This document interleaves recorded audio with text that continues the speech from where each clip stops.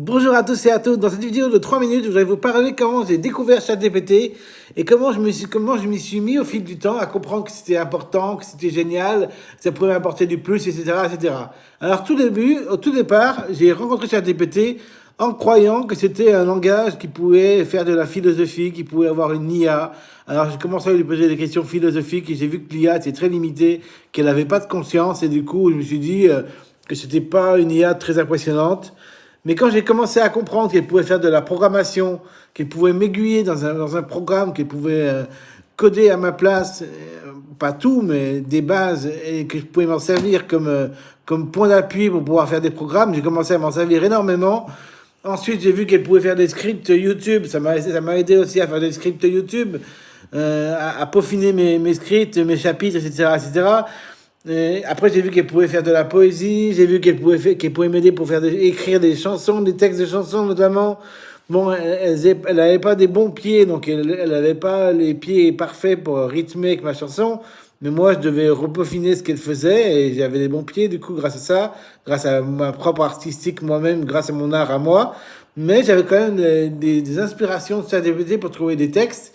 Et du coup, je trouvais ça génial d'avoir ChatGPT comme poète professionnel de base pour mes chansons sur David Fils-Aimé-Momon. Si vous me connaissez en tant qu'artiste, David Fils-Aimé-Momon, où j'ai plus de presque 200 000 abonnés sur ma chaîne YouTube principale. Donc voilà.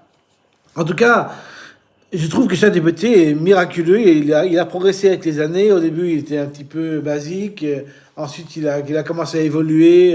On commençait à avoir de plus en plus d'options. Il y avait la possibilité de faire des recherches de plus en plus précises sur Internet, de pouvoir joindre des fichiers, alors qu'au départ, on ne pouvait pas joindre de fichiers.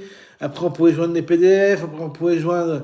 C'est devenu de plus en plus incroyable, des images.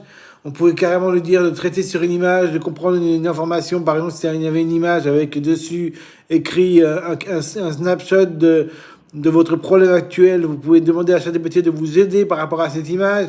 ChatGPT décrit l'image et vous aide par rapport à cette image. Je trouvais ça de plus en plus génial. ChatGPT est vraiment aujourd'hui quelque chose sur lequel je m'appuie pour m'aider au quotidien. C'est un outil, une assistance incroyable. Et c'est pour ça que je vous recommande vivement de l'utiliser dans votre quotidien pour vous aider, pour vous aiguiller dans votre tout ce qui est de l'ordre de la connaissance et de la réflexion et de la logique. ChatGPT est vraiment quelque chose d'incroyable pour nous aider, pour nous appuyer en tant que développeur web ou développeur d'applications quelconques, ou poète, ou chanteur, ou que sais-je, youtubeur, etc., etc. Ce que je vous laisse, bye, j'espère que cette vidéo vous aura plu. Salut.